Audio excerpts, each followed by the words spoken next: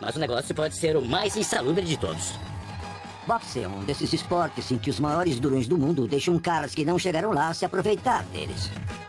É um reflexo de nossa sociedade e da capacidade de realizar sonhos. Mas também é um reflexo de nossa sociedade e do fato de que estamos inquestionavelmente divididos entre os que têm e os que não têm. Não é mesmo uma maneira fácil de ganhar a vida, e é o esporte mais perigoso que existe. Mas esse é o risco que você assume. Campeões. Versão brasileira Marmac Group, São Paulo.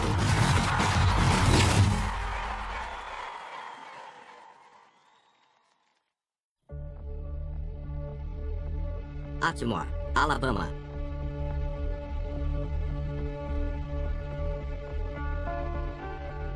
Eu sou o caçula de 9 filhos na família. Como pode ver, eu sou negro. Eu nasci negro e, bom, eu vim de um lugar que eles costumavam chamar de gueto. Minha mãe não sabia ler, meu pai também não. E por isso eles eram trabalhadores.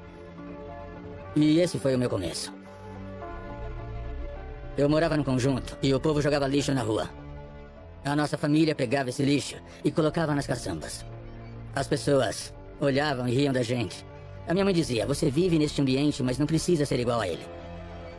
É claro que as pessoas tinham dinheiro e usavam o dinheiro delas do jeito errado.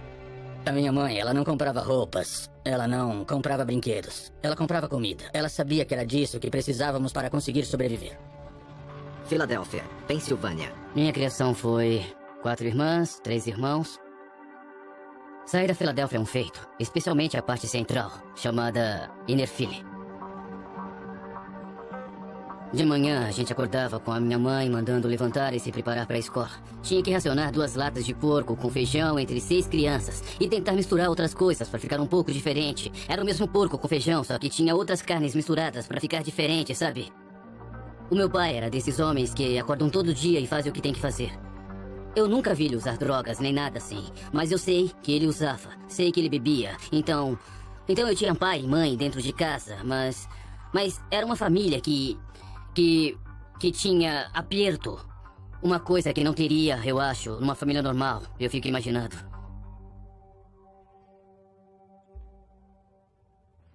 Brooklyn, Nova York.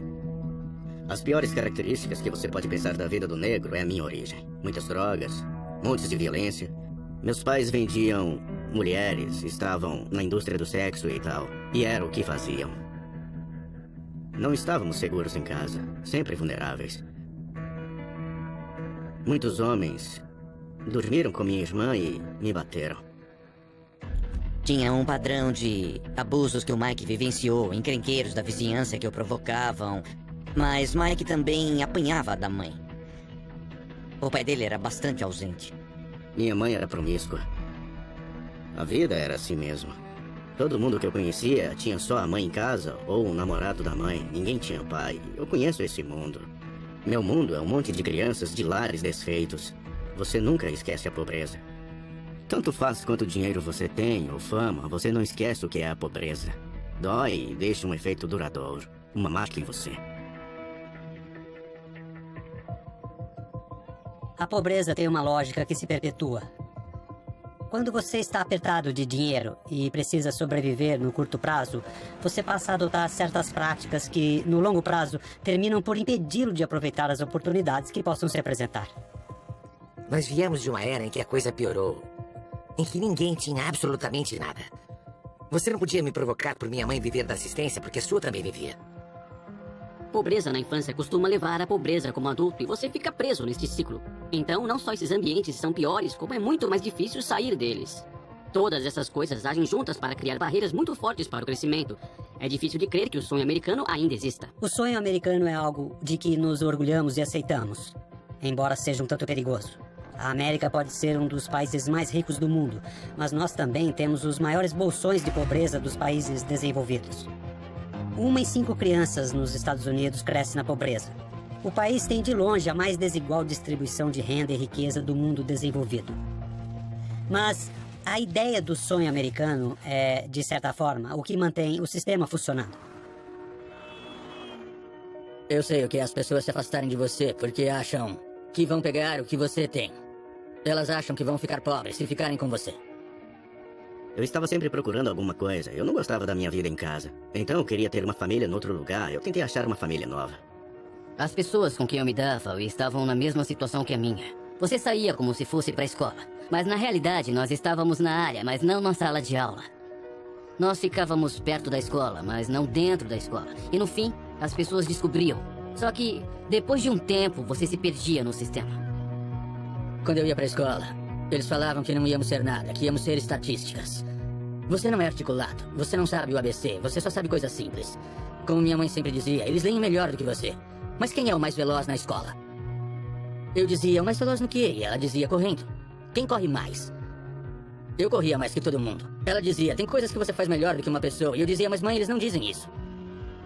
Seu dia vai chegar. Minha meta não era ser presidente do país. Minha meta era ser o pior cara possível. A gente via a escola como sem graça e sem ação.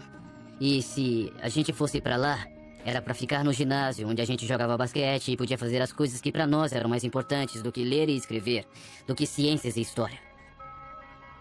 Eu parei de ir na escola porque as pessoas me incomodavam. Eu ficava perto da escola até a aula acabar, porque não queria ser incomodado. Um dia os caras vieram, uns 3 ou 4 caras, e me prenderam contra a parede e disseram, você tem alguma grana? Eu disse que não. E o cara disse, você quer voar com a gente? E eu não sabia. Era um moleque de 10 anos. Eu disse, ok. Então fui com ele até um prédio, tipo um prédio abandonado. Vi uma caixa e eram pombos. Tinham pombos voando e falei, o que é isso? Aí já sabia que tinha um lugar pra ficar com os pássaros e esses caras. Aí eu disse, ok, prefiro estar ali do que na escola. Aí voltei pra lá e perguntei se precisavam de alguma coisa. Eles disseram que sim. Aí me levaram pra roubar casas. E... bom... eles não me davam muito dinheiro. Mas me compravam roupa.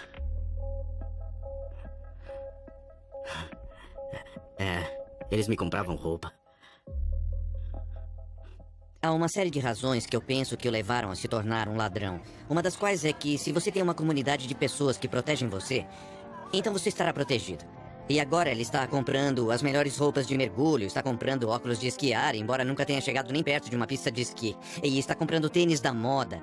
Isso porque status naquele ambiente é quem tem aparência bacana. Os exemplos que eu via eram pessoas da rua, cafetões, apontadores, traficantes. Eles tinham carros, tinham joias, tinham tudo aquilo que brilha bem no meio da sua cara.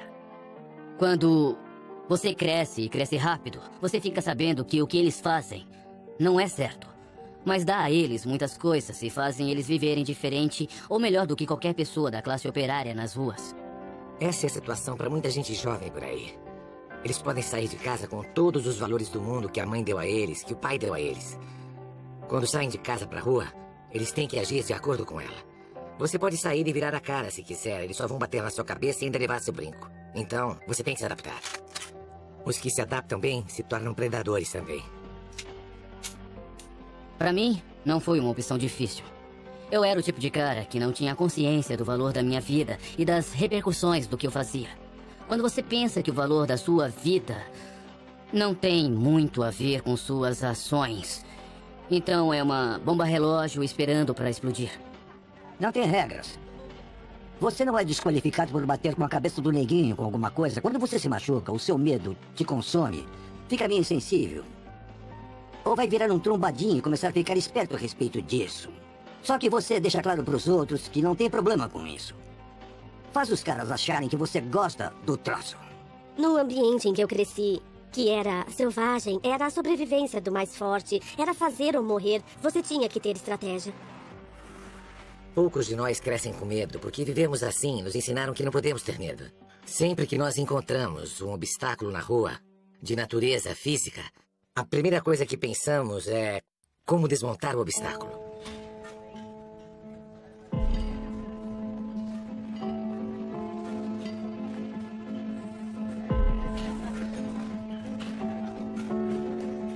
O meu sonho começou quando um treinador me disse que eu podia ser campeão peso pesado do mundo. E eu perguntei o que era aquilo. E ele falou, Muhammad Ali. Você conhece Muhammad Ali? Eu disse que sim. E ele falou que eu podia ser igualzinho a ele. A minha primeira meta era ser o campeão juvenil do clube. Eu queria ser grandioso, porque eu já sabia como não era ser o melhor de todos. Eu cresci ouvindo isso. Em uma luta, eu me tornei o campeão juvenil. E todo ano, eu venci o torneio. O boxe é interessante, pois é uma fuga da violência e da pobreza de muitos bairros americanos. Mas é uma fuga da violência pela violência. Pessoas que lutam para sair de alguma coisa. Para sair da pobreza, sair da cadeia. Garotos ricos não lutam porque eles lutariam. Meninos pobres têm que lutar. Querem lutar para poderem ir a algum lugar diferente. O boxe te dá uma chance de literalmente lutar para vencer. Boxeadores fazem sucesso com base no próprio trabalho. Se você continua vencendo e continua indo bem, há uma chance de você acabar tendo uma oportunidade. O boxe é a representação máxima do sonho americano. Ele permite que a pessoa que veio do nada alcance a grandeza. É o talento dela, sua habilidade e sua determinação. O boxe é um esporte especial. Eu acho que a maioria das pessoas não escolhe o boxe, é o boxe que as escolhe. Bom, uma infância sem benefícios, meninos carentes em comunidades difíceis e, sei lá, a gente cresce boxeando no clube e a gente podia ir até lá e ter alguém que se importava com a gente, que queria nos tirar da rua e nos dar uma coisa pra fazer. É o seguinte, se você olhar a história do boxe, você verá que algumas culturas e etnias que sofreram mais sempre produziram os maiores campeões da história. O boxe atrai e aprisiona talentos de comunidades carentes. Você quase que pode ler um gráfico da história da desvantagem nos Estados Unidos. Grupos que estão lutando para se dar bem e grupos que se deram bem, quando ambos desaparecem de fato da cena do boxe. Especialmente na América, onde você teve os imigrantes, teve os lutadores judeus, boxeadores irlandeses, boxeadores italo-americanos, os afro-americanos e agora eu diria que boxeadores predominantemente hispânicos.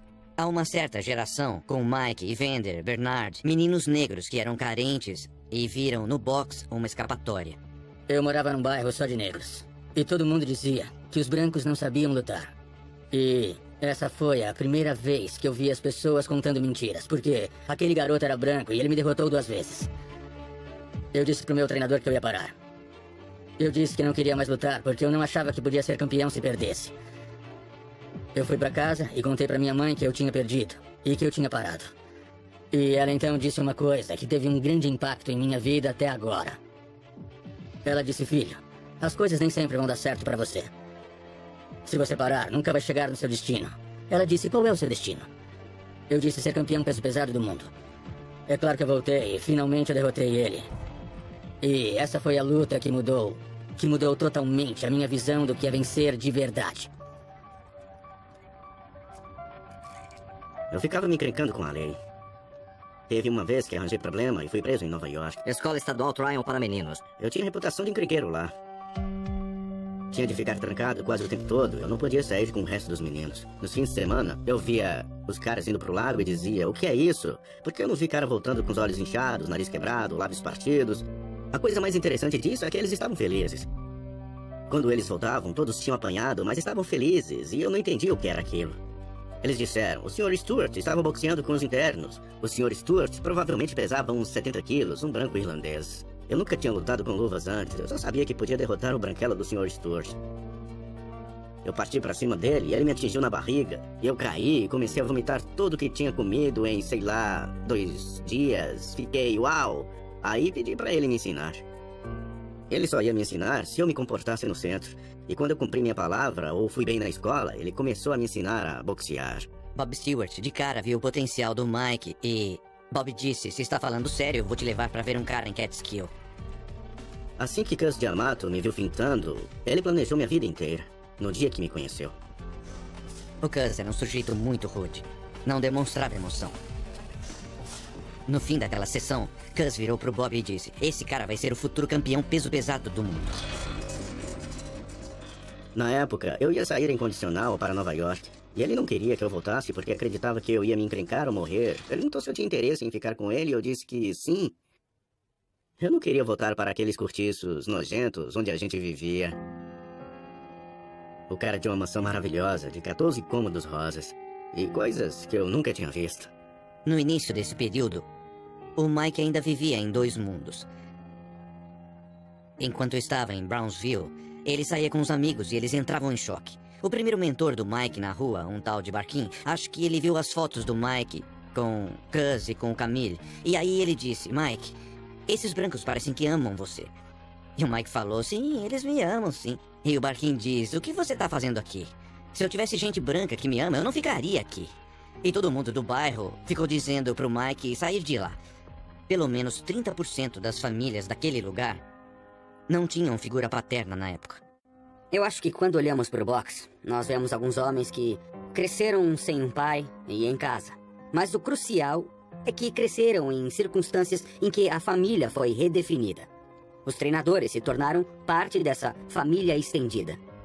O Cus dizia ao Mike que ele era um colosso, era um titã.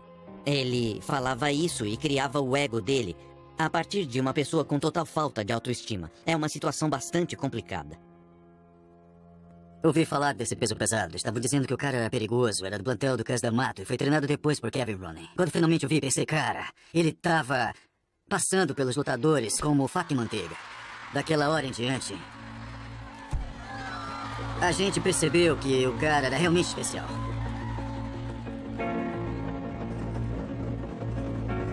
North Philly era conhecida por muitos lutadores nos anos 60, 70 e 80. Eu fui introduzido nos amadores e tinha o talento e tinha habilidade, mas com o passar do tempo eu comecei a obter respeito como lutador de rua e me afastei do boxe. Toda vez que fui furado, e foi mais de uma vez, por mais maluco que pareça, isso dava mais força a quem você era. Aos 17 anos de idade, com 9 delitos na ficha, Bernard Hopkins foi condenado a 18 anos de prisão. Em 1984, eu fui preso por roubar dinheiro. Na época, eu culpava o sistema por tudo, até pela minha ignorância. Mas naquele ano, o meu irmão entrou numa briga e um cara sacou uma arma. Ele tentou correr e foi baleado. Não conseguiram encontrá-lo porque ele desceu a rua e quando o acharam, ele estava caído na grama. Imagine minha mãe. Deve ter sido duro pra ela. Enterrar um filho e aí me ver sendo escoltado pela polícia, saindo da prisão para ir ver o corpo e depois voltando para a prisão. Basicamente, ela perdeu 2 filhos. 1984 foi mesmo um ano muito desafiador.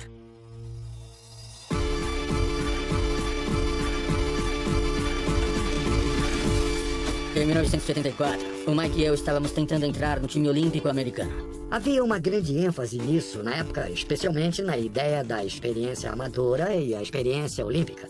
Era bem um lugar em que seu valor ia ser determinado. Holyfield e Tyson entenderam logo o que o outro significava na Olimpíada. Foi quando eu tive uma chance de ver ele treinar. Eu sou um cara que costuma se orgulhar muito de dar duro. E quando eu malhava na academia com ele, eu via todas as coisas que ele fazia. Eu ficava fascinado. Eu dizia, nossa, você manda muito bem. 17 anos, ele era só um moleque. Ele era a única pessoa na academia que eu admitia que treinava mais do que eu. Eu achava que ninguém ia conseguir derrotá-lo.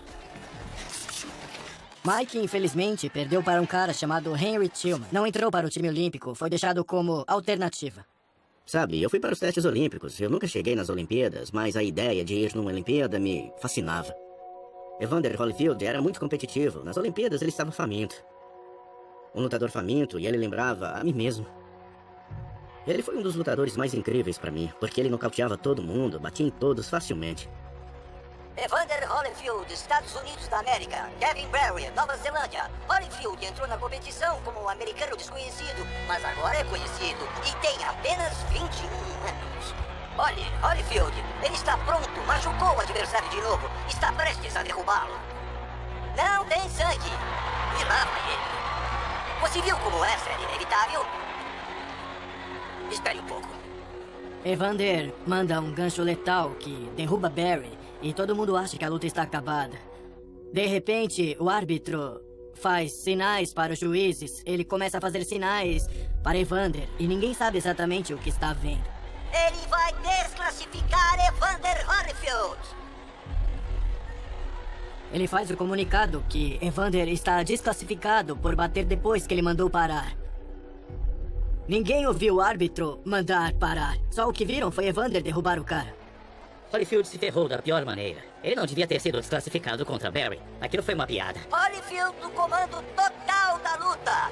Eu não entendo esta decisão. Vejam a cara de Holyfield. Que virada infeliz, minha gente. Eu conscientemente me controlava. Eu controlava a raiva, controlava a língua. Eu sentei e aceitei. Howard Cosell me deu todo o apoio que podia. Isto é inacreditável. segurando! Uma grande controvérsia mostrou sua cara feia. Bill Simon, presidente do Comitê Olímpico de Los Angeles, foi envolvido. Realmente é uma controvérsia e tanto. Ele queria ganhar o ouro, mas ao reagir do jeito que reagiu, sem reclamar, demonstrando decoro, ele provavelmente saiu da Olimpíada como o mais conhecido de todos os boxeadores, mais que os que tinham levado ouro. As Olimpíadas foram a sua plataforma de lançamento, enquanto Mike começou sua carreira profissional na obscuridade. Gus me fazia pensar nos grandes lutadores. Toda vez que eu falhava, eu lia sobre essas falhas e como eles superaram suas falhas. Mike tinha muita habilidade, tinha uma compreensão profunda do boxe, da história do boxe. E isso o tornava especial. Quando ele queria saber alguma coisa, ele sentava lá e assistia várias lutas de caras dos anos 50, 40, 30. Ele é como uma enciclopédia do boxe. Qual a diferença entre um bom lutador e um grande lutador? É a que ponto estão dispostos a chegar e o quanto estão dispostos a suportar. É a sede de guerra que você quer para ser campeão. Quando você conhecia o Mike, ele era um ser humano muito inseguro, um lutador inseguro. Então muito da imagem de cara durão, muito da conversa, da marra, era basicamente para esconder sua própria insegurança. Toda vez que ele subia no ringue, ele tinha medo, mas ele sabia que ia vencer. Sabia disso porque via medo nos olhos dos adversários. Por mais medo que eu tivesse de lutar, eu via que os caras tinham mais medo de mim do que eu deles. E foi assim que o negócio começou, mudando a minha abordagem da luta. Oh, essa esquerda quase fez Richardson furar a lona. Fiz as primeiras lutas dele na ESPN, ele nocauteava todo mundo no primeiro ou segundo round. Você via e uau! Quem quer ficar no ramo por um período longo de tempo, como eu pretendo ficar no boxe, quero ficar no boxe pelo menos uns 20 anos, porque eu adoro a luta. Cuidou de tudo bem hoje, Mike. Parabéns. Muito obrigado. Eu estudava cada luta que o Mike fazia. Eu falava pro pessoal, fiquem quietos, eu tô assistindo. Porque eu sabia, eu percebia que ia ser a luta mais dura da minha vida, se ela acontecesse. Eu dizia, um dia eu quero enfrentar esse cara.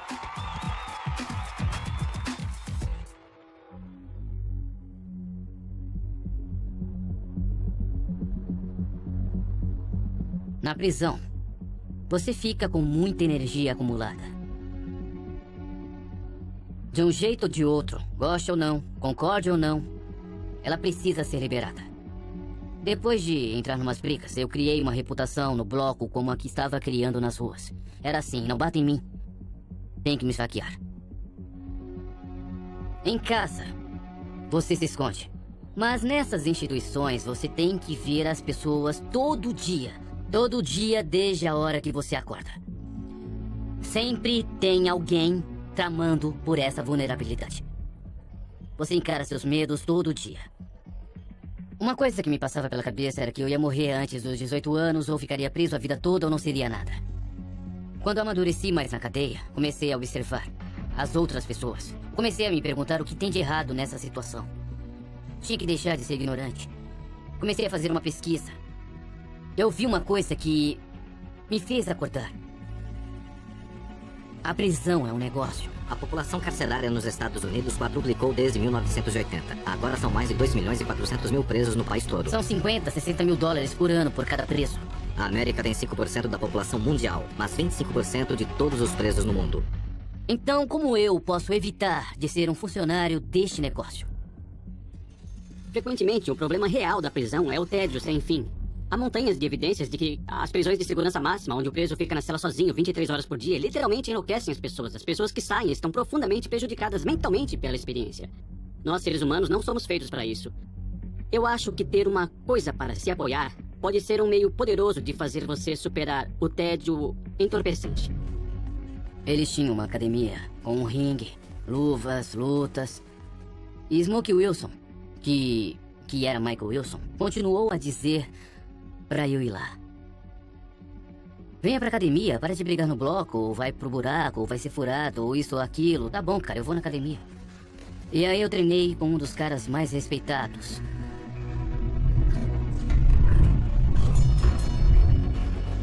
Eu não venci ele por nocaute, mas lhe dei uma aula de boxe. E Smokey Wilson se tornou o meu treinador. Eu tive a chance de voltar ao que tinha me desviado. E usei isso ao meu favor na penitenciária. Chegou ao ponto em que, na prisão, você apostava nos caras e eu criei essa reputação, porque o bloco da prisão estava agitado. Eu virei celebridade lutando na penitenciária. O programa de boxe foi introduzido em 38 penitenciárias, da Filadélfia a Pittsburgh. E a gente tinha torneios de boxe na cadeia. Em Camp Hill, Rockville, Dallas, Redford, Smithville, Frackville. A gente ia de ônibus, escoltado por guardas armados, de uma prisão a outra. Eu derrotei todos em cada penitenciária e virei campeão meio pesado das penitenciárias estaduais. Eu me apaixonei pelo boxe de novo.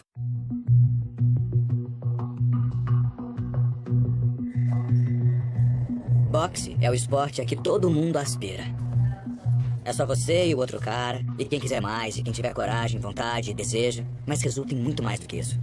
O melhor combate é homem contra homem. Vem desde os romanos, os gladiadores. É da natureza humana as pessoas competirem contra as outras. Às vezes eu me sinto tão culpado por ser fã de boxe. Sei que, por um lado, não deveria gostar do que estou assistindo, mas, por outro, eu não consigo me controlar de jeito nenhum. Somos animais mais violentos que os próprios animais. Tem uma liberação de agressão dentro da luta, tem um drama. Boxe é um teatro. E se você não fizer um teatro, você estará estragando tudo. Estar perto do ringue é uma coisa incrível. A parte que mais me impressiona é que as pessoas estão literalmente lutando por suas vidas. Estão lutando por suas famílias. Foi isso que me atraiu. É um esporte antigo, brutal, alguns diriam bárbaro. Mas tem algo muito interessante sobre os indivíduos que optam por tentar lutar nesse nível e arriscar o que arriscam no ringue. Ah, cara, é cru. É uma coisa que apela aos nossos instintos básicos de sobrevivência ou batalha. Ninguém mais vai estar lá com você. Você não pode pedir tempo. É como ter o sangue do lutador. Um lutador não liga pra quem é o adversário. Ele tem meu peso? Manda. É uma mentalidade diferente. É uma raça diferente. Os lutadores sabem o que tem que sacrificar e abrir mão para poderem se aperfeiçoar. Um lutador aprende andando sobre o fogo. Holyfield contra Qawi. Lloyd Mohamed Qawi e Evander Holyfield na luta pelo título de peso pesado júnior da WBA. Claro que vocês lembram do Holyfield com uma controversa medalha de bronze nos Jogos Olímpicos de Los Angeles. Desde então foram 11 lutas profissionais vencidas. Será que isso é suficiente para enfrentar alguém do porte de Qawi? Soa a campainha, é o primeiro round! E um dos maiores desafios do Evander aqui vai ser superar as barreiras psicológicas e ter 15 rounds pela primeira vez.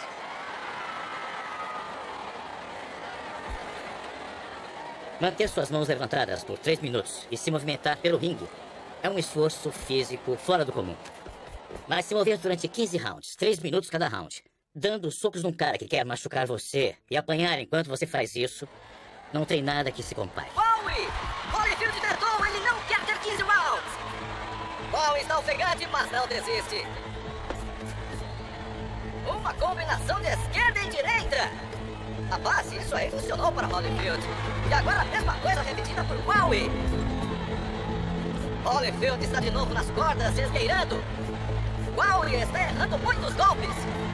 Ele errou 10 socos consecutivos. Qawi recebeu quase todos os socos de Holyfield. Reagiu e conseguiu acertar alguns. Deu pra ver o sorriso dele. Isso desmoraliza Evander. Ele acumulou energia para retribuir, mas não conseguiu nada. Vendo os dois lutando, não tem como imaginar que vai até 15 rounds. Eu podia bater nele do jeito que eu quisesse. Que o cara continuava vindo pra cima. Agora sim, vamos poder ver qual o condicionamento de Evander Holyfield. Ele só passou por 8 rounds uma vez na sua carreira. Evander Holyfield começou essa luta muito rápido. Venceu o primeiro round de maneira convincente e impressionante. Mas o adversário foi se aproximando cada vez mais depois disso. O suor escorre do rosto de Holyfield e Qawi avança. Ele parece estar mais lento à medida que se desenrola a luta. Quando alguém tá respirando em cima de você, e ele tem o direito de te bater, assim como você tem o direito de bater nele, aí a coisa fica feia. Uma combinação de golpes atinge Holyfield. Holyfield cambaleia. Isto é guerra de trincheira. No momento, Dwight Qawi está vencendo. A questão é quem vai parar primeiro. É como se alguém pusesse uma máscara na sua cabeça, colocassem suas mãos nas costas e te jogassem no meio do mar. Essa luta foi difícil assim. 11º round, Evander Holyfield nunca chegou tão longe em sua carreira profissional ou em toda a sua carreira. E um poderoso golpe de direita, um daqueles que não vimos do Holyfield em alguns rounds. Estou um pouco surpreso do Evander ter conseguido se aguentar ali tão bem. Ele está cansado, mas voltou com vontade para a luta. Os olhos de Qawi estão vermelhos. Ele levou vários golpes. Ele está muito ofegante. Tem sangue na boca. Evander tem muita determinação. Ele tem uma intensidade incrível. Os dois tentam se afastar um do outro, tentam conter o outro. Os dois demonstram uma incrível coragem e determinação. Eu perdi 7 quilos naquela luta. Ficaram falando que os meus rins estavam mal. Eu só queria sobreviver. Os olhos de Holyfield têm aquele fogo. Ele é oficialmente um lutador profissional. Ele pode passar pelo 14 e pode chegar até o round número 15. White Mohamed Gwawi, que ontem chamou Evander Holyfield de medíocre, não estaria falando isso no momento. E é o fim da luta. Eu não tinha morrido. Eu tinha chegado até o fim. E aí, eles me deram um bônus, que foi quando me deram o cinturão. O vencedor, Evander Holyfield!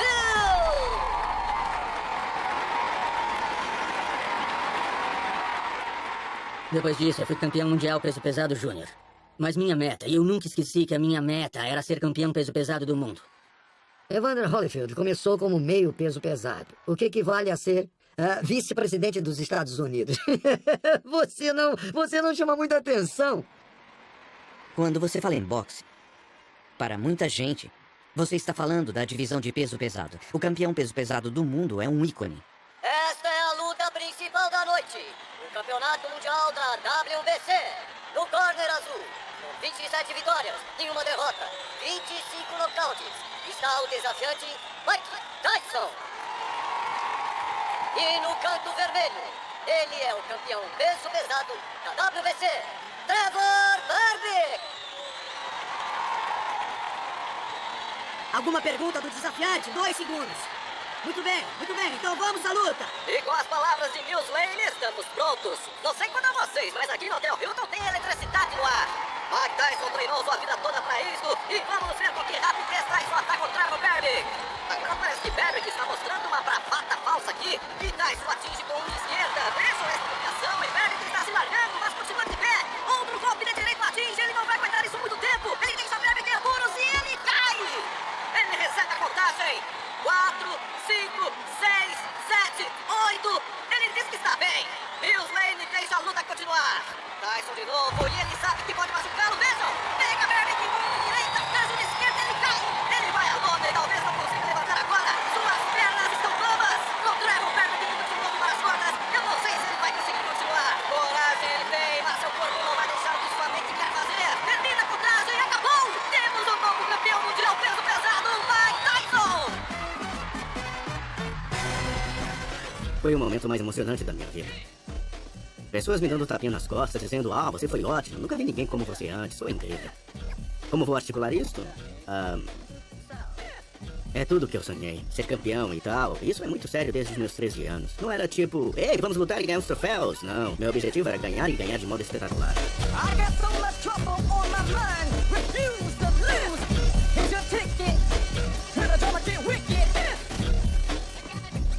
Mike fez uma coisa especial. Ele me convenceu que nenhum homem no planeta podia derrotá-lo. Ia ao banheiro, voltava e a luta tinha acabado. Mike tinha uma má reputação no sentido de que as pessoas se concentravam na intimidação. E você só se intimidava porque você ouvia fazer alguma coisa. Quando você vê um cara nocautear 22 pessoas, claro que o 23º pode ficar bem intimidado. Ele era uma força da natureza incontrolável. E até hoje eu tenho visões do terror em ação, enquanto Tyson se encaminhava para o ringue sem usar meias. E encarava o seu oponente, que estava morrendo de medo. Don King lhe disse: toda vez que você nocautear no primeiro round, eu lhe dou 100 mil em dinheiro. Ele cai de novo, não vai levantar, acabou! A primeira grande luta que eu assisti foi uma do Tyson. E não tinha nada mais empolgante do que isso. Ele dava um show. Quando as luzes o iluminavam, Mike sabia que era a hora dele e que todo mundo estava vendo ele. Era uma loucura, tanta energia, uma energia inacreditável. Toda vez que a gente chegava em casa, o Mike perguntava como tinha sido. Ele queria saber quem estava lá na plateia. E era difícil explicar. Você via Ed Murphy, via Donald Trump, via muita gente grande na plateia. Quem estava nas primeiras fileiras era sempre alguém importante. Tyson era super-humano. Ele representava nossa cultura, representava quem éramos. Mike Tyson foi um fenômeno, todo mundo conhecia. Mike Tyson representa na comunidade o sonho americano, que qualquer um chega lá se tiver determinação. Cus me fez pensar que não tinha espaço para todo mundo. Eu tinha que sugar todo o ar que precisava para reinar com os deuses. Você chega a parar de pensar no dinheiro? A fase de pensar em dinheiro já passou, eu não preciso mais me preocupar com isso. Só estou aproveitando. Eles conseguiram vender Mike Tyson com muita eficiência. Ele contribuiu, claro, por causa de todos os nocautes. E você tinha essa sensação de fera enjaulada. Na nossa época, o que seria do boxe sem o Mike Tyson? Será que a gente podia dizer que ia ter sido tão empolgante? Depois do Ali, as pessoas pararam de gostar do boxe.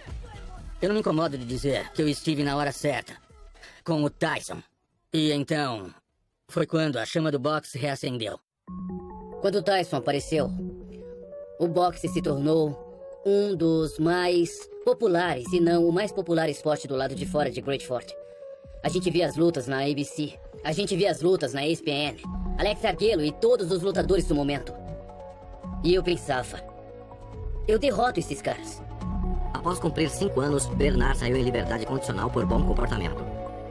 Pra eu sair em condicional e ir pra uma casa de transição, eu disse a mim mesmo, eu tenho que dar certo no boxe. Eu tinha certeza. Eu sabia que era a única coisa em que deveria apostar. 75% dos ex-detentos negros são presos novamente em 3 anos. A maioria volta. Quando se está nessa situação, quando trancafiam você, e você tem 17 anos e sai com 23, 24, você é jogado no mundo adulto. Sem qualificação profissional e uma folha corrida nas costas. E o carinha que você via no bairro passa por você num carro novinho, com uma corrente de ouro, que dá pra ver seu reflexo nela. É duro lidar com isso. Mesmo que vá embora, voltando para o mesmo ambiente, para as mesmas circunstâncias, perto das pessoas com quem se sente à vontade para tomar decisões, tem influências para facilitar as coisas para entrar numa situação ruim. A tentação é grande. É igual se você tenta não se envolver com drogas.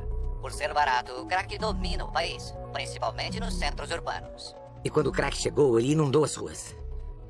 Era difícil dizer não. O crack afetou todo mundo. Se você morasse na região onde ele era vendido, você ia se envolver, certamente. Você está no seu ambiente, ninguém ajuda você, ninguém faz nada. Só ficam te dando drogas, dando bebida, fazendo comentários negativos, fazendo exatamente o que era feito quando você era criança. Então você tem que mudar de ambiente e fazer alguma coisa para mudar. O Bernard não violar a condicional durante essa época, durante esse tempo, foi a coisa mais impressionante para mim. Ele lidou com isso, foi para casa e conseguiu ir em frente.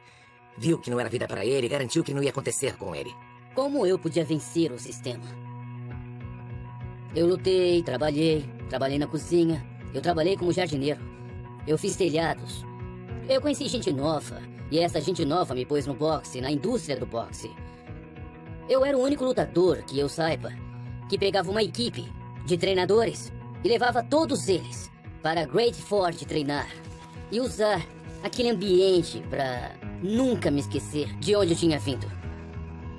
Acho que fala muito do Bernard e de como ele encara a vida. O fato dele voltar para a prisão com a sua equipe para ver a situação e saber, eu não quero mais voltar para isso. Apareceram alguns atletas que tinham mais talento do que o Bernard. Apareceram outros que tinham melhor posição, melhor situação. Foi a disciplina dele que o diferenciou. E o novo campeão mundial, meio pesado da IBF, Bernard Hopkins! Eu ganhei meu primeiro título em 1994. Daí passei a defender o campeonato meio pesado durante 11 anos. Oscar de la Hoya é nocauteado com um gancho de esquerda no fígado de Bernard Hopkins. Bernard Hopkins é o Ray Robinson dessa era. Aqueles caras que se mantinham tinham um estofo diferente. Hoje, vocês testemunharam a história do boxe com o guerreiro Bernard Hopkins. Ele se tornou o boxeador mais velho a vencer um título mundial. Aos 48 anos, quando é quase impossível imaginar um lutador fazendo isso. Bernard conseguiu manter o título dos meio-pesados em 20 defesas pelo título. 20 defesas. Vai ser um recorde difícil de ser quebrado. Ele sempre representa um lutador faminto, que se dedica a pôr muito esforço nisso. Você vê que nada foi entregue de bandeja a ele. Bernard Hopkins, para mim, atesta o fato de que qualquer um pode reformular seu pensamento, reformular sua vida e continuar essa vida reformulada. Bernard Hopkins, que eu conheci esses anos todos, e o homem que ressuscitou, é um pilar absoluto da autodisciplina. O que me salvou foi saber que posso fazer isso. E fui capaz de fazer isso na penitenciária. E essas fases foram críticas para mim, para eu poder passar por esse tempo, passar por esse período com cicatrizes. Mas eu usei isso para me motivar de outro modo. Demorou para chegar lá. Bernard Hopkins tem muita sorte de boxear e capitalizar em cima disso. Ele tinha talento e aproveitou. Para pessoas que não têm essas opções, é muito desanimador. Eliminamos uma série de opções educacionais, cortamos muitas das instalações, cortamos muito tempo no pátio, cortamos os esportes. Atletas detentos usam sua energia na direção certa, indo na academia de boxe. Ele libera toda a sua energia, que não será direcionada às autoridades. Ou para os outros internos, sabe? Esses tipos de programas não estão mais disponíveis hoje na prisão. Hoje, as prisões significam mais punição do que reconhecer os erros que os indivíduos tenham cometido e ajudá-los a se redimir. Às vezes fazemos coisas totalmente perversas. No estado de Nova York, o programa de treinamento mais popular da prisão é o de barbeiro. Então você tem milhares de homens treinando para serem barbeiros na prisão. Isso lhes dá trabalho enquanto estão presos, oferecendo uma qualificação que eles poderiam usar ao sair da prisão. Só que eles não têm permissão para usá-la. Gente incondicional ou ex-presidiários não podem ser barbeiros, não conseguem obter licença. Quando você entra nesse sistema, a probabilidade é de você fracassar ainda mais. Você vai deixando cada vez mais difícil e aí fica desapontado quando eles conseguem e endurece ainda mais. A ativista Angela Davis descreve as prisões como um lugar onde não fazemos os problemas desaparecerem, fazemos as pessoas desaparecerem. Queremos pensar que nós nunca cometemos erros e, assim, quando confrontados com indivíduos que cometem erros, somos forçados a olhar no espelho.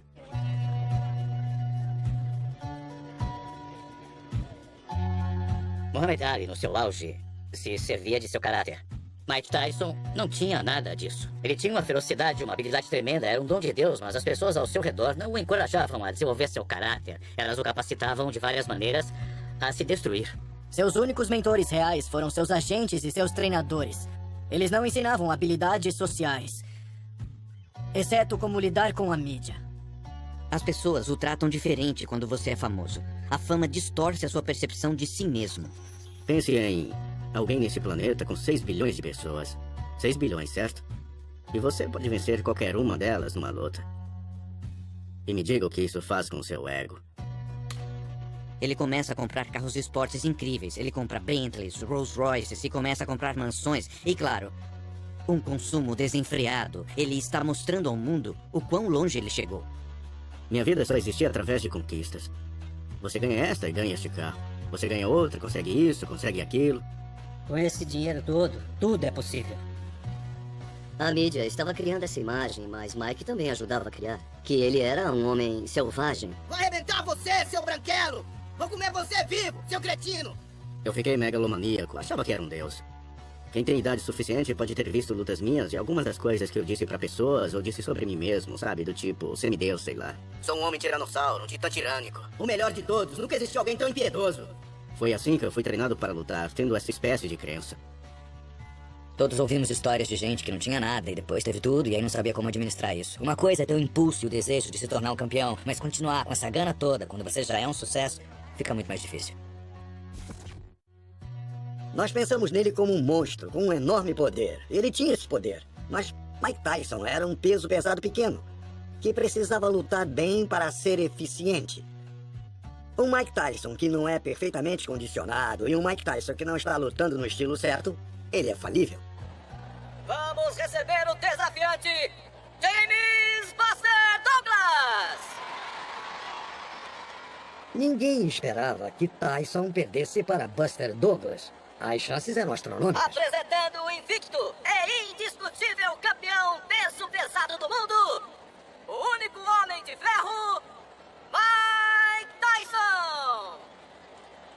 Foi no Japão e muitas empresas jornalísticas não mandaram ninguém para cobrir a luta. Larry, o que estamos para ver? Mais uma aniquilação em 90 segundos de um oponente mal preparado? Bom, no importante jogo das expectativas, esta luta termina antes de começar, ou logo depois, porque é bom se lembrar de que ninguém acredita que alguém possa competir com Mike Tyson.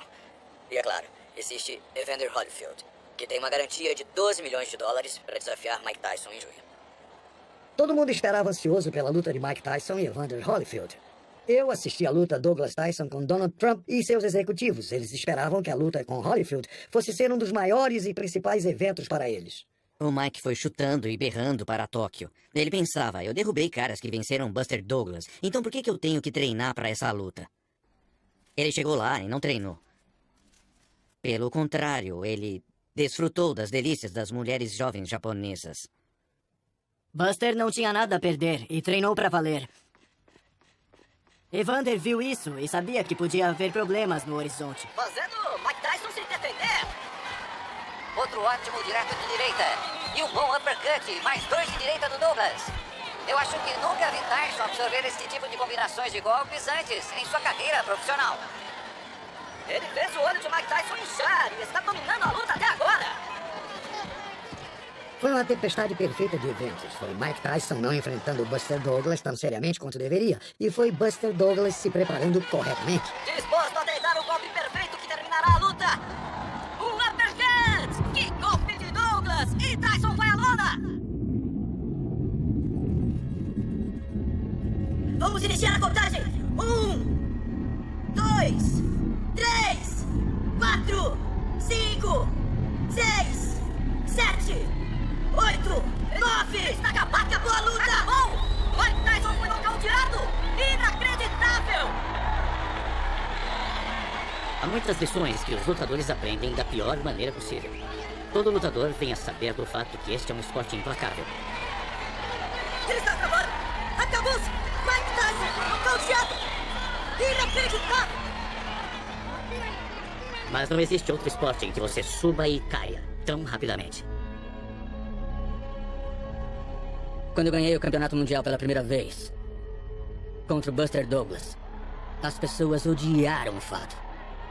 Um de direita tornou a Douglas! Foi pego no ato, ele não vai se levantar. Lá se vai o campeão mundial dos pesos pesados. Evander Holyfield com um nocaute no terceiro round. Diziam que eu ainda não tinha credibilidade, que eu ainda não tinha lutado contra o campeão, que eu não tinha vencido o Tyson. Um grande júri de Indiana indiciou o ex-campeão mundial de boxe Mike Tyson. Ele é acusado de estuprar uma mulher que era participante no concurso de beleza Miss América Negra. Na última hora, o júri deliberou 4 acusações: estupro, 2 de conduta criminosa e 1 por cárcere privado.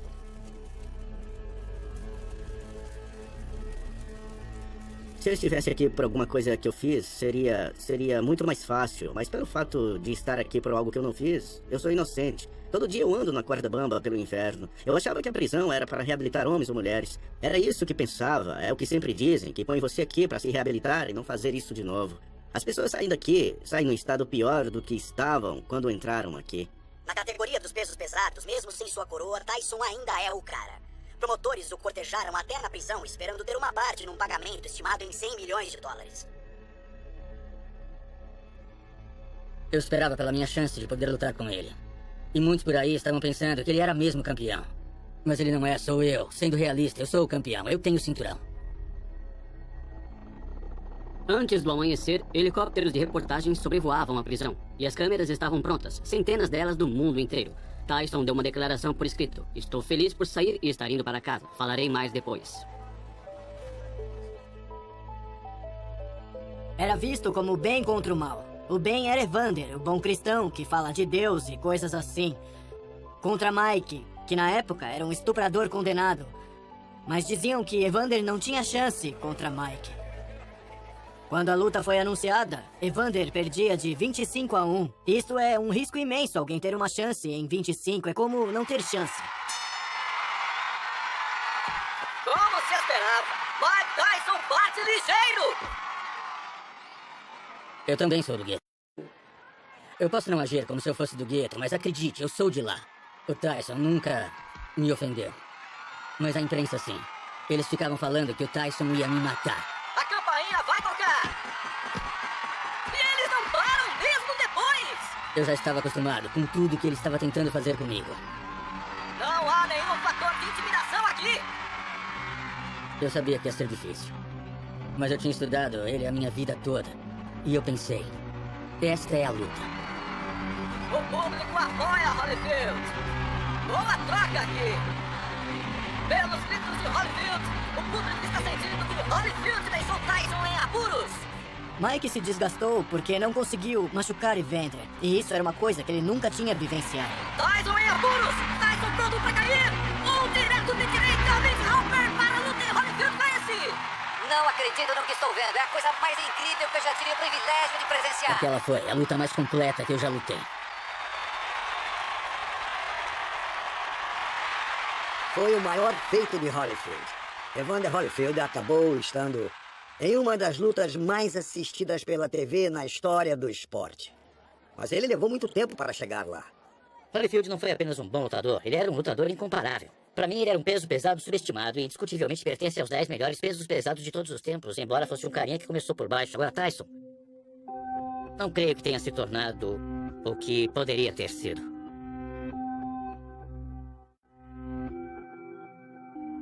O boxe, como imaginamos, é impulsionado por um desejo de aniquilar o adversário.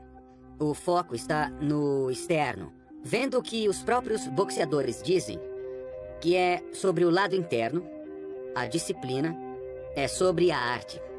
Não é sobre o adversário, não é sobre o externo, mas é sobre o que você tem dentro de si. Quando você vence, todo mundo ganha. Quando você perde, perde sozinho. Isso é verdade. Porque você sempre tem de lidar com isso sozinho. Até um certo nível, o lutador que alcança o estrelato representa o americano para as pessoas. Isso é o pobre diabo que se dá bem. Mas eu vou ser muito sincero, eu acho que isso é um grande exagero. Mike Tyson, o maior atleta dos anos 90. Pois bem, a meu ver, o maior atleta dos anos 90 e certamente um super boxeador que passou por muitos altos e baixos. E nunca teve a proteção de qualquer pessoa que o cercava, na maior parte de sua carreira. O quanto eu valia, mesmo quando era criança, dependia do quanto eu conseguia machucar alguém. E quando eu cresci e conheci Gus, continuou sendo quantas pessoas eu conseguia nocautear. Com que rapidez eu fazia isso. O quanto machucava. E então, eu fiquei sempre nesse caminho. O garoto não tem um ambiente familiar normal, não tem um sistema de apoio normal em volta. Ele era basicamente treinado para ser uma máquina de lutar. É uma loucura. Tyson era um pitbull. Aquele incidente com a orelha de Holyfield foi a gota d'água. Mike Tyson já estava péssimo. Eu tenho certeza que ele mesmo sabia disso. Você tem que entender. Foi isso que eu fiz 7 anos da minha vida, 8 anos da minha vida. Meu maior momento foi quando parei de lutar. Ficou obscuro, o boxe ficou obscuro para mim. Uma plateia atônita Tyson versus McBride. Center na capital Washington. Último ataque profissional de Tyson. Com Kevin McBride derrotando Mike Tyson, que está saindo. Eu tenho a capacidade de ficar em forma, mas acho que não tenho mais a vontade de lutar. E quando foi que você reconheceu isso? Em que parte da luta? Eu não sei em que parte da luta, só... Lamento ter decepcionado todo mundo. Eu não tenho mais isso no coração. Você achou que isso fosse acontecer na luta? Não, eu só estou lutando para pagar minhas contas, basicamente. Sabemos por estudos de ganhadores de loteria, de atletas profissionais, qualquer um que comece a ter muito dinheiro subitamente, que deve ter cuidado com o que deseja, pois isso vai criar mais problemas. Você tem todo mundo saindo do nada tentando obter uma parte do que é seu.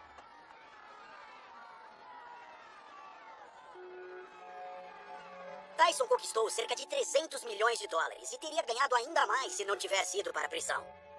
E quem sabe quanto ele perdeu em processos judiciais ou para os agentes que ele diz que roubaram. A questão é Tyson antes. 300 milhões. Tyson agora, falido. É um esporte em que você é usado. Não há treinamento para como você se portar fora do ringue. Pouquíssimos boxeadores aprendem como lidar com o dinheiro. Se não tem uma boa equipe de pessoas com você, você vai se matar, vai se acidentar, porque a cada nível de sucesso você bate numa parede. Precisa aprender mais. Eu sempre penso por que Tyson não declarou falência anos antes do problema com impostos. Assim, é claro que ele estava falido. Por que ele não declarou falência? Porque era interesse das pessoas manter negócios ativos com ele, porque as pessoas tinham negócios ativos com ele. Dias após o pedido de falência, o boxeador Mike Tyson entrou em uma ação contra o seu antigo agente Don King. O Don, sabe, conhecia todo mundo, ele estava um passo à nossa frente. Como se preparar para uma coisa como essa? Você não sabe quem quer prejudicar você, quem ama você, quem gosta. Não sabe se alguém quer armar para você. Mesmo quando age pelas regras, você vê que uma pessoa tem a mesma energia e a pessoa está tentando roubar você. Não vai lhe dar a cortesia de apontar a arma para você. Ela te rouba e faz isso em preto e branco. Vi gente fazendo as piores coisas no tribunal do que vi fazendo nas ruas.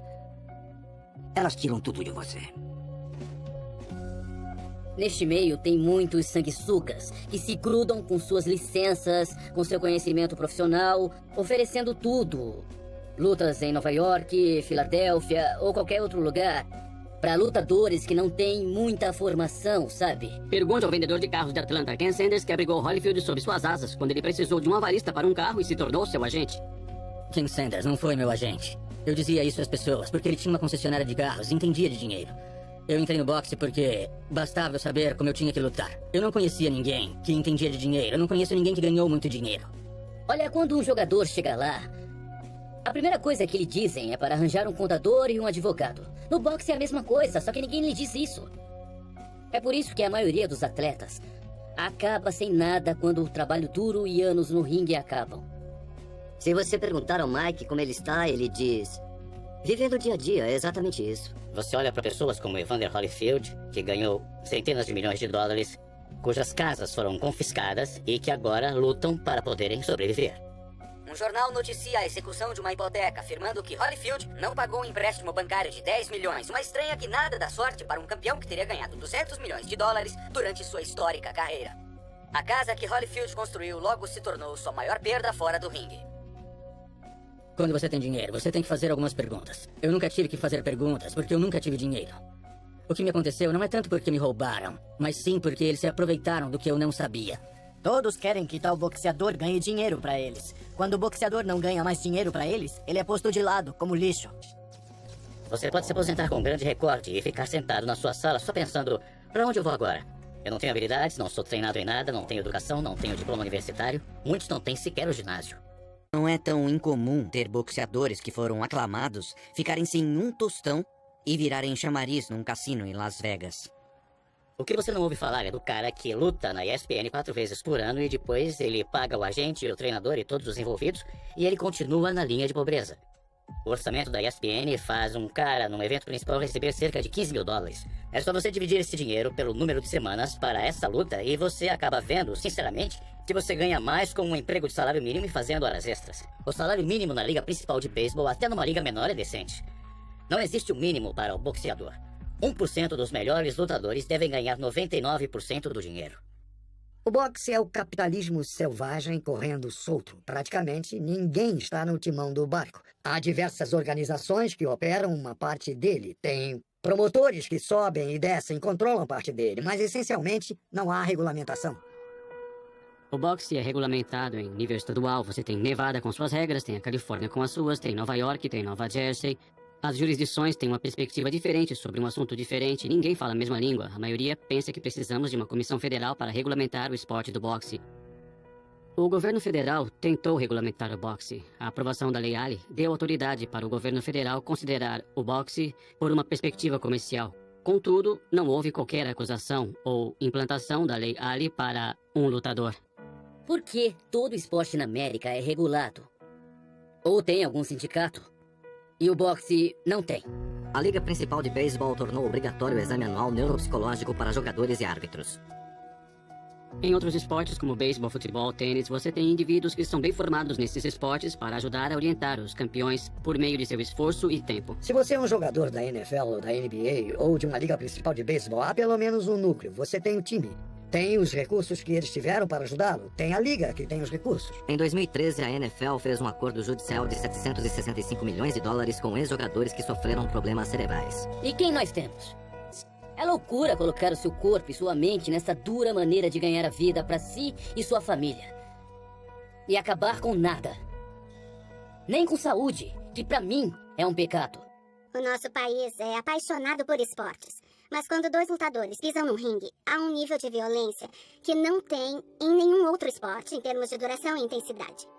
Quando um lutador leva um golpe muito forte, o que está dentro da cabeça, o cérebro, recua e bate subitamente no crânio, depois volta de novo quando a cabeça se move. É comumente chamado de concussão. 90% dos boxeadores sofreram algum tipo de dano cerebral durante suas carreiras. Ele pode inchar e causar sangramento do hematoma a longo prazo, perda de memória, derrames, aneurismas ou rompimento de veias. Uma única tomografia é feita em um boxeador para ele obter sua licença. Nenhum acompanhamento é exigido. Pode causar a morte dependendo da gravidade do impacto do cérebro contra o crânio. Já aconteceu de um lutador sair do ringue, ganhando ou perdendo e parecer estar bem, sair para jantar e tudo está ótimo, e 1 ou 2 dias depois, algo traumático acontecer. Eu tinha um jovem campeão chamado Evander Johnson. Ele estava saindo do ringue, eu estava andando fora do ringue atrás dele e vi que ele estava meio instável. Ele se apoiou em mim, eu o levei para o camarim. Ele se desculpava por ter perdido a luta. Eu nunca vou me esquecer. Ele sentou num banquinho, olhou seriamente para o meu rosto e disse: "Eu estou com dor de cabeça." Então ele caiu para frente e nunca mais recuperou consciência. Ele morreu 5 ou 6 dias depois, eu acho.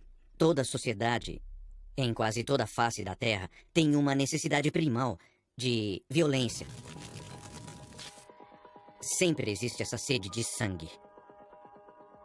É da natureza humana ser fascinado pela violência. Ouvimos uma batida de carros e vamos ver o que houve. Filmes de terror, como alguém vai ser comido vivo ou despedaçado. Está em toda parte. Nós somos atraídos pelo confronto, pelo conflito, pela controvérsia. E é isso que vende. É isso que o boxe sempre tenta vender. O boxe precisa de alguma coisa que diga: ei, eis o apoio para um lutador. É ele que está pondo a vida em risco para entrar no ringue e oferecer entretenimento para todo mundo ali. No entanto, temos de pesar os recursos que temos com os recursos reais do esporte. No último ano, nós geramos 5,5 milhões de dólares em imposto de renda só com a venda de ingressos. O legislador então faz uma apropriação para a comissão atlética e essa alocação é cerca de 450 mil dólares. E assim há uma disparidade enorme do ponto de vista regulador. Eu me preocupo muito no momento com o esporte em si. As pessoas têm todo o direito de assumir riscos e o direito de viver suas vidas do jeito que quiserem. Dito isso, é bárbaro, de várias maneiras, não haver uma saúde e critérios de segurança padronizados nos Estados Unidos. Então pense nisso. É um desrespeito à vida. Está mais do que na hora do boxe ser regulamentado, do mesmo modo que outros esportes profissionais como na NFL. Quando não tem um sistema compartilhado, tem um problema. Quando você vê pessoas que saíram do nada, saíram do menos que nada, e as vê lutar e oferecer tamanho entretenimento, é uma coisa incrível. Mas por mais importante que seja nós celebrarmos a posição em que elas estão, também é importante descobrirmos como ajudá-las quando elas mais precisam de nós. Há histórias incríveis de sucesso e algumas histórias incríveis daqueles que escaparam da prisão, escaparam das ruas e chegaram lá. Mas para cada um desses caras tem uma história triste, e uma história de alguém que é explorado, ou a história de alguém que perde a fortuna no decorrer do tempo, ou uma história de alguém que vira campeão e labuta anos a fio e acaba se aposentando com praticamente nada. O sonho americano é, na verdade, um pesadelo americano.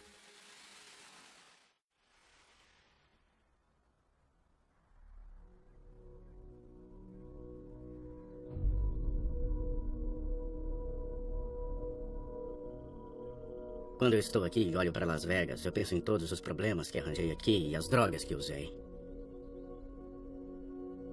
Eu nunca penso nas grandes lutas que tive lá.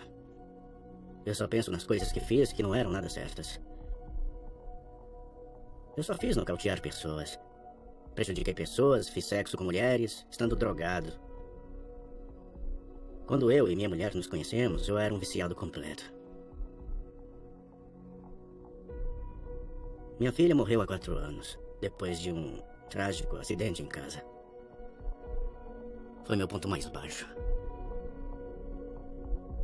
Quando eu estava no hospital, eu percebi que os filhos de outras pessoas também estavam morrendo. Essa gente, só porque eu era famoso, deixou seus filhos de lado e veio rezar junto comigo naquele momento. Aí eu vi, os filhos delas estão morrendo também, o que te faz tão importante para você achar que deveria estar zangado, com raiva, querendo matar alguém, dar uma de valentão porque seu bebê está morrendo. Os bebês deles também, e eles vieram até aqui para falar com você e você não é nada. Não se importa com ninguém. Essa gente deixou os filhos para vir falar com você, seu imprestável. E foi isso que aconteceu. A questão não sou eu. O mundo é maior que eu. Minha mulher ficou comigo e disse que a gente ia superar aquilo. Para pensar positivo, constantemente positivo. Eu só queria mudar. Queria romper a corrente que me prendia, que minha mãe, meu pai, a minha mãe e o pai deles provavelmente tinham. Eu queria mudar por dentro. Para meus filhos não terem que lidar com o mesmo sofrimento. Eu estou feliz por estar envolvido com o mundo da recuperação. Conheci um punhado de pessoas que são incríveis. Elas não me largaram, não desistiram de mim como as outras me largaram. É uma luta contínua. A dor não desaparece. Eu nunca estou numa situação em que me sinto seguro de voltar a ser aquele sujeito chato, sujo, desagradável, irritante que eu já fui. Eu nunca penso que ele sumiu totalmente. Está na hora de eu ter que lidar com as coisas de uma perspectiva séria. E como eu e minha família vamos evoluir a partir dessa perspectiva.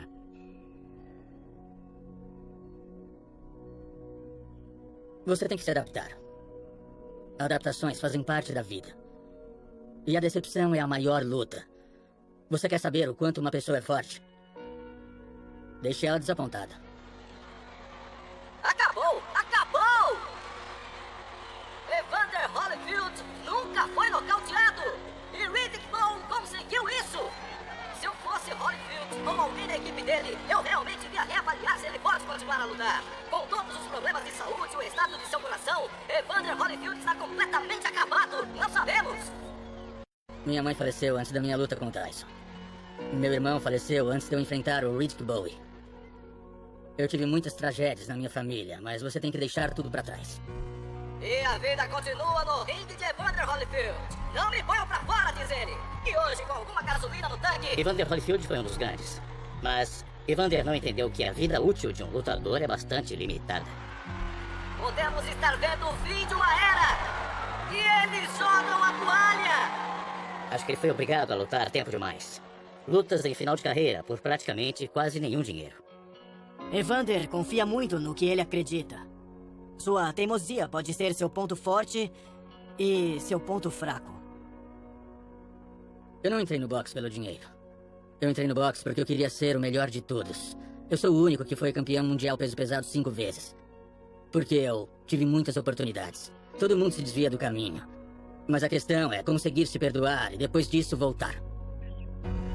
Evander Holyfield enfrentou muitos adversários no ringue, mas nada como isso. Junto com seu amigo financista Yankee Barry, eles pretendem enviar ajuda e auxiliar na colocação de refugiados sírios em uma casa fornecida pela instituição de Barry. Yankee Barry me usou para atrair as pessoas. Eu estava no fundo do poço, mas este homem me deu uma oportunidade de combater todas as pessoas que estavam levando meus troféus e outras coisas. Ele fez isso, sozinho. Eu acho que Evander chegou à percepção de que ele precisa ser Evander Holyfield e não necessariamente Evander Holyfield, 4 vezes campeão mundial peso pesado. Se não fosse por aquele clube de meninos e outras pessoas que tinham dinheiro, que me patrocinaram quando eu era jovem, eu não seria quem eu sou hoje. O trabalho que eu estou fazendo agora com o Global Village, isso que é a vida. Quando eu morrer, não vão me perguntar quantas vezes eu fui campeão mundial de boxe. Vão perguntar o que eu fiz pelas pessoas. A razão para você existir é para ajudar alguém e não ajudar a si mesmo. Um dos meus melhores amigos foi Muhammad Ali. A saúde dele começou a fraquejar e eu precisei de um novo embaixador da boa vontade. E era o Evander. Foi o Evander que me trouxe o Mike. Você também o trouxe? Trouxe. Evander Holyfield foi muito cortês com o Mike. Mike arrancou um pedaço de sua orelha. É preciso ter muita compaixão, muito amor no coração para perdoar isso. Se você perdoa, então você terá paz. Não terá as pessoas brigando entre si o tempo todo. É isso que faz o mundo girar, o perdão das pessoas. O que você pensou quando Evander ligou e disse que queria você envolvido com esse projeto? Não é que eu estivesse fazendo alguma coisa, você sabe. Eu apenas disse sim, tá bom? Mike sempre falou que nunca mais queria se envolver com o esporte. Mas agora que ele ressuscitou, você o vê de volta ao boxe, abrindo uma empresa promocional própria. Não somente para ajudar jovens boxeadores a se tornarem bons lutadores, mas para ajudá-los a não fazer algumas das escolhas ruins que ele fez. Eu sempre fui um crítico de Mike Tyson. Estou contente de vê-lo hoje no lugar onde eu acho que ele está em paz. E num lugar na vida bem melhor do que eu já ouvi. Mike Tyson está ali agora para ser uma pessoa honesta, tentando fazer o que pode para ser feliz. O amor dele pelo boxe vem dos amadores, da época em que havia amor pela coisa. Não era tanto o dinheiro, que é quando o boxe e esporte são mais puros. É a adversidade que você enfrenta como boxeador que faz aflorar o verdadeiro campeão. Bernard, Mike e Evander, todos eles enfrentaram esse tipo de adversidade dentro do ringue, claro, mas fora do ringue também. E eu não acho que possamos medir o arco dessas pessoas até vermos passar pelas adversidades. E quando passam, é difícil sair delas. A única coisa que os faz ficar voltando, tanto ao ringue quanto à vida, é o fato de os boxeadores serem perseverantes. Eu tô numa missão diferente agora, que alguns não vão gostar, e nem deveriam. O que eu gostaria de fazer na segunda metade da minha vida é criar o que eles viriam como um inferno entre as pessoas, que querem manter uma sociedade predatória para aqueles que possam se aproveitar do esforço, do sangue e das lágrimas de um lutador. Temos de começar a pensar em coisas de longo prazo. Eu acho que parte dessa responsabilidade recai naqueles que interagem com os lutadores numa base mais diária. Há um determinado lutador que de fato se apresentou, e ele é Bernard Hopkins. Fazer parte da promoção Golden Boys, o que eu quero fazer é dizer a cada lutador que passa por mim: você tem que ter um contador. Você precisa ter um advogado. Você tem que conhecer como é o ramo e como funciona. Este já foi o esporte dos reis. Este esporte mudou a história. Esse esporte teve mais a ver com o avanço do movimento dos direitos civis do que qualquer outro esporte. De Jack Johnson a Joe Louis a Muhammad Ali, este é um esporte que se entranhou na alma desse país. Acho que sua ressurgência é mais possível, mas algumas mudanças precisam acontecer. O oponente máximo de um lutador é a verdade. Se ele for sincero consigo mesmo, se ele puder ver suas limitações e trabalhar nelas, se ele puder entender o que ele faz bem e melhorar isso, mas ele tem que lidar com a verdade. Quando você perde, só pode culpar a si mesmo. Volte e veja o que você fez de errado. Os vencedores são os que sabem perder e sabem melhorar. E voltam. Isso é o boxe. No boxe, você precisa de desafios. E usa esses desafios para subir de patamar. Eu sou um lutador. Eu sou o tipo de cara que poderia ter sido outra coisa na vida se eu tivesse optado por isso. E todos têm talento dentro de si. Só basta procurar. Todo mundo é testado de um modo ou de outro. Não é fácil. Suas prioridades têm que estar alinhadas. Eu tenho tantas distrações quanto qualquer outra pessoa, mas eu queria muito ser grande.